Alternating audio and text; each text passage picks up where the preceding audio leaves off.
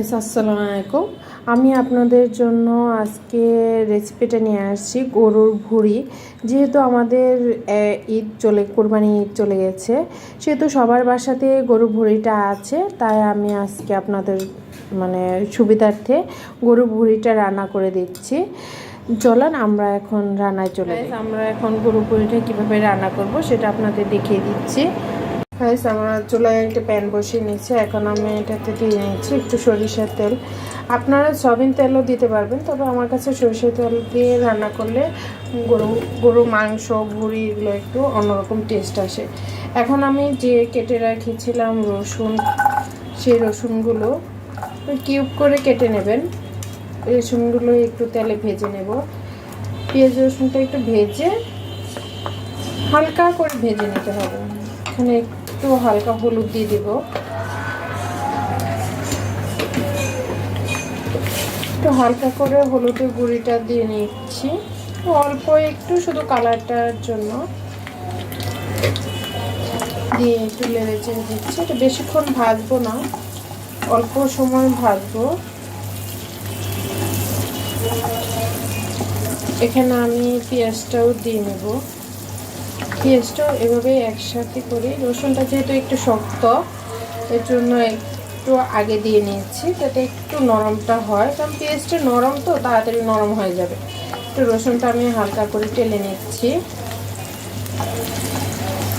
এভাবে আস্তে আস্তে লাড়াচাড়া দিয়ে, এতটাও ভাজবো না, এতটা নরম করব না, আর মাঝারি দিয়ে আমি একটু হালকাভাবে সিদ্ধ করে নেব ভাজাটা। এখন আমি এটাতে পেঁয়াজটি দিয়ে নিচ্ছি। পেঁয়াজটা দিয়ে আমি আবার নাড়াচাড়া দিচ্ছি। এভাবে আমি একটু হালকা ব্রাউন কালার করে ভেজে নেব। আমার ভাজা হয়ে গেছে, আর ভাজবো না, এত বেশি ভাজলে আবার বেশি নরম হয়ে যাবে। এই জন্য এগুলো আমি একটা চালনিতে উঠিয়ে নিচ্ছি যাতে তেলটা না ওঠে। এভাবে সবগুলো উঠিয়ে নিচ্ছি আমি। দেখেন পুরোপুরি সবগুলোই উঠিয়ে নেব আমি। উঠিয়ে একটা পাত্রে রেখে দিলাম। এটা আমি এখন আর দেব না, অল্প একটু রাখলাম, যে এটুকু রেখে দেওয়া যায়, আপনারা না রাখলেও চলবে। আমি একটু হালকা রেখে দিলাম। এখন এখানে আমি এখানে একটু পেঁয়াজ কুচি দিয়ে দিচ্ছি, অল্প একটু পেঁয়াজ কুচি দিচ্ছি, কারণ আমি আগে পেঁয়াজ আর রসুন ভেজে রেখেছি। আমি এখানে আর একটু পরিমাণে তেল দিয়ে নিচ্ছি মশলাটা কষানোর জন্য। তখন তো অল্প একটু তেল দিয়ে পেঁয়াজ রসুনগুলো ভেজে নিয়েছিলাম। এখন পেঁয়াজগুলো আমি বেশি ভাজবো না, হালকা একটু ভেজে আমি একে একে সবগুলো মশলা দিয়ে নিচ্ছি। দেখুন আমি কি মশলা ব্যবহার করছি, আপনারা মাংসে যা যা মশলা খান সেগুলো দেবেন। প্রথমত আমি দিয়ে নিচ্ছি একটু রসুন বাটা,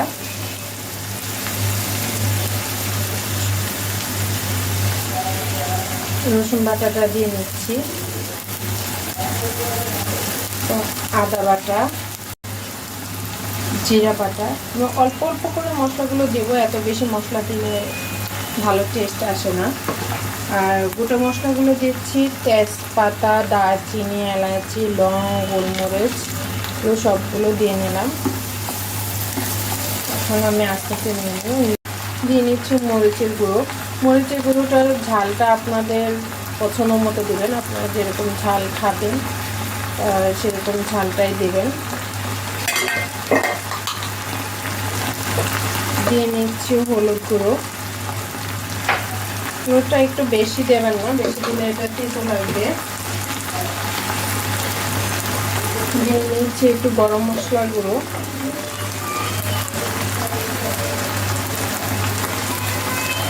সবগুলো মশলা দিয়ে আমি একটু নেড়ে চেড়ে নিচ্ছি।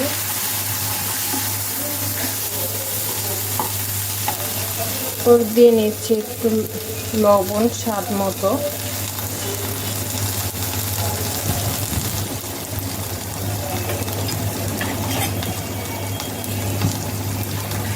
হয়েছে। মশলাগুলো যেন না পড়ে যায় এর জন্য আমি দিয়ে নিচ্ছি অল্প একটু পানি, শুধু মশলাটা কষানোর জন্য। দিয়ে হালকাভাবে হাত দিয়ে ছেড়ে একটু মশলাটা কষিয়ে, বেশিক্ষণ কষাবো না, যেহেতু ভুড়িটা আমাদের একটু সময় ধরে রান্না করতে হয়। অনেকে ভুড়িটা তাড়াতাড়ি রান্না করে ফেলে, দেখে যে ভুড়িটাতে কালার আসে না, ভালো খেতেও লাগে না, একটু গুবরি গুবরি গন্ধ আসে। সেহেতু আমরা আস্তে আস্তে অল্প জালে এটা একটু দীর্ঘ সময় ধরে রান্না করব, যাতে কালারটাও ভালো আসে, টেস্টটাও ভালো আসে। মাংসের মতো একটু ধৈর্য ধরে সময় করে গরুর ভুঁড়িটাকে আমি এখন দিয়ে নিচ্ছি। ধৈর্য ধরে যদি আমরা এটা রান্না করি তাহলে দেখা যাবে যে কালারটাও সুন্দর আসতেছে, আবার খেতেও সুস্বাদু হচ্ছে। এভাবে আমি এখন একটু উল্টে পাল্টে লেড়ে দিচ্ছি। এখানে আমি আর এখন পানি অ্যাড করব না, একটু পরে অল্প একটু পানি দিয়ে আবার ঢাকনা দিয়ে ঢেকে একটু রান্না করব। এভাবে আপনারা একটু, কারণ ভুঁড়িটা যেহেতু আমি ফ্রিজে রেখেছিলাম, একটু দলা পেকে ছিল, এটা আমি একটু ভেঙে দিচ্ছি। গরম হলে ভেঙে যাবে, তারপর আপনার একটু ভেঙে দিলে মশলাটা একসাথে ভালোভাবে মিক্স হবে। নেড়ে চেড়ে আমি সামান্য একটু পানি দিয়ে দিব যাতে না লেগে যায়। একটু পানি দিয়ে আমি ঢাকনা দিয়ে আস্তে আস্তে, আমার ভুঁড়িটার তেলটা উপরে এসে গেছে। এখন আমি এখানে কষানো হয়ে গেছে 2-3টা। এখন আমি এখানে যে রসুন আর পেঁয়াজটা ভেজে রেখেছিলাম সেটা এড করে দেব। দিয়ে আমি একটু ভালোভাবে উল্টে পাল্টে নেড়ে চেড়ে নেব। নাড়াচাড়া দিয়ে আমি আবার একটু ঢেকে একদম অল্প হিটে, মানে মিডিয়াম টু লো হিটে আপনারা আস্তে আস্তে এটা জাল করবেন, মানে একটু ভাজা ভাজা হওয়া পর্যন্ত আমি এভাবে রান্না করব। আমার প্রায় হয়েই গেছে, কালারটা আস্তে আস্তে আসতেছে। এখন আমি একটু ভালো, মানে জিরার গুঁড়িটা দিয়ে দিচ্ছি, ভাজা জিরে গুঁড়ি, যেটা দিলে ভালো একটা গন্ধ আসে। এর জন্য আমি অল্প একটু করে জিরা গুঁড়িটা দিয়ে আবার একটু নাড়াচাড়া দিয়ে ভালোভাবে নেড়ে মিক্স করে ঢেকে দেব। কালারটা প্রায়ই এসে গেছে, এটা আর একটু কালার আসবে, যেমন আমরা গরু মাংস কালো ভুনা খাই ওরকম একটু কালারটা আসলে পরে আমরা এটা নামিয়ে ডেকোরেশন করে নেব। আমার রান্নাটা পুরোপুরি কমপ্লিট, দেখেন উপরে তেল ভেসে উঠেছে, কালারটাও সুন্দর এসেছে, গন্ধটাও খুব সুন্দর আসছে। এখন আমি এটা চুলা থেকে নামিয়ে নেব। দেখেন আমার ভুঁড়িটা পুরোপুরি রান্না শেষ হয়ে গেছে, আমি নামিয়ে নিয়েছি। কালারটাও যেমন সুন্দর হয়েছে, গন্ধটাও তেমন ভালো বের হয়েছে। আমার রান্নাটা যদি আপনাদের ভালো লেগে থাকে তাহলে আপনারা ট্রাই করে দেখতে পারেন। এভাবে রান্না করলে অবশ্যই ভালো লাগবে। গুবরির যে গন্ধটা, সেই গন্ধটাও আপনারা পাবেন না।